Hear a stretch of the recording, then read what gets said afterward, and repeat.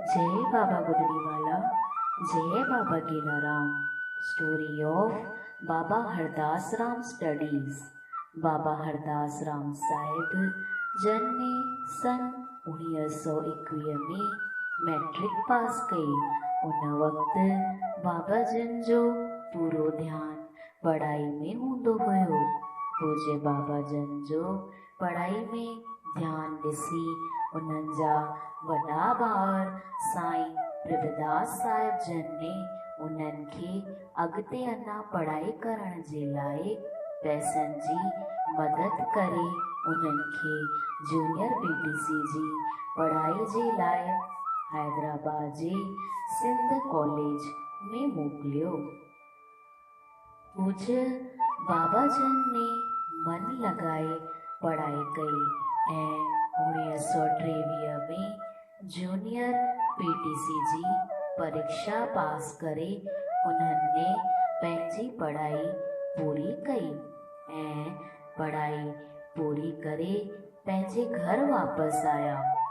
जॾहिं पूज्य बाबा पंहिंजी पढ़ाई पूरी करे घर वापसि आया तॾहिं पंहिंजे घर जी हालत ठीक न ॾिसी करे उन्हनि घर ख़र्च हलाइण जे लाइ नौकरी ॻोल्हिया ऐं हालाणी पंचायत जी मदद सां उन्हनि खे शिक्षक जी नौकरी मिली।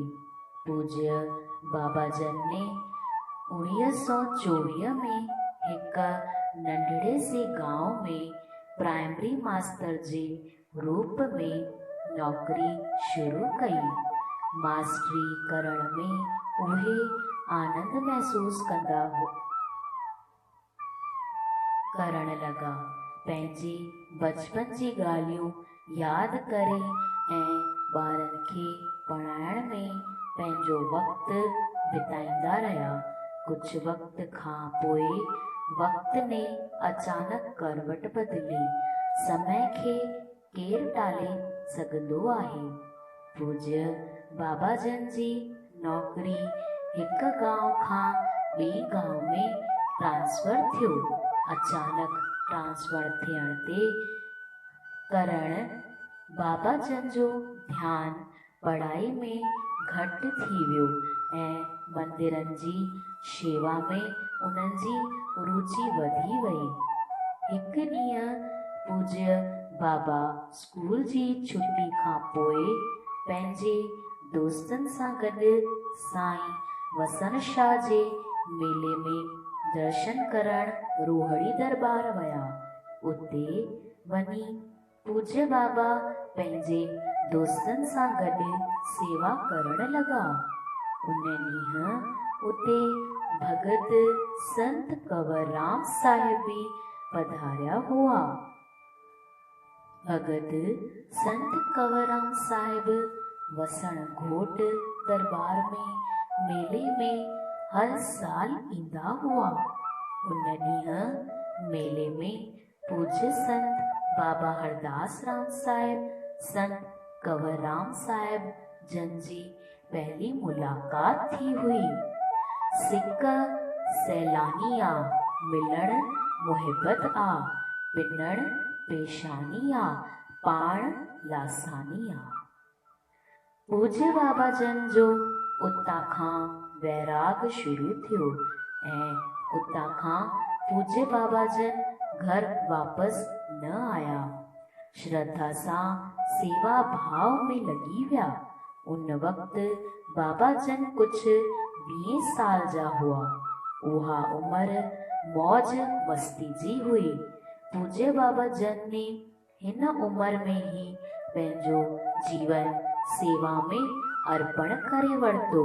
सेवा ही सेवा, बस सेवा ही उन्हनि जो मक़सदु ठही वियो।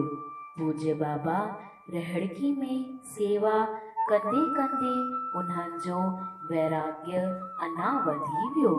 बाबा जन सेवा जी मूरत हुआ। जंहिं सेवा में सिक ऐं वक आ उते थक न थींदी आ।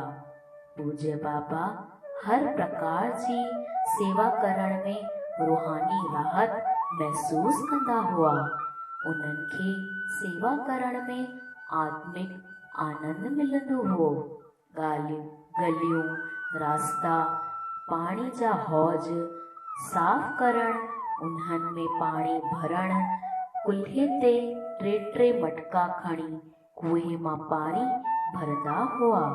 कुएं मां पाणी भरण वक़्तु उन्हनि खे जेसिताईं कोई मना न कंदो हो तेसिताईं उहे कुएं मां पाणी कढण बंदि ई न कंदा हुआ, भरंदा ई रहंदा हुआ। भरियो पाणी जी मटियूं त माफ़ थियनि चटियूं, पायो ॿुहारी त वञो बीमारी। पूज्य बाबा हमेशा चुपचाप बिल्कुलु शांत रहंदा हुआ। उन्हनि जो पूरो ध्यानु सेवा करण में ही रहंदो हो। उहे गायुनि जा तबेला भी साफ़ कंदा हुआ। तबेले में गीली जगह ते सुकियल मिट्टी विझी करे आली जगह खे सुकाईंदा हुआ ऐं उन्हनि मां कंकर, पत्थर, लकड़ी जा टुकड़ा निकारींदा हुआ ऐं पोइ उहा जगह ते पाण लेटी करे ॾिसंदा हुआ ताकि गायुनि खे वेहण में उन्हनि खे तकलीफ़ ना थिए। उन्हनि खे वेहण में पत्थर, कंकर कुझु ना लॻे। इहो उन्हनि जी सेवा करण जो निरालो तरीक़ो हुयो। बोल गुदड़ी वारे घनश्याम की जय, बाबा गेलाराम साहिब की जय।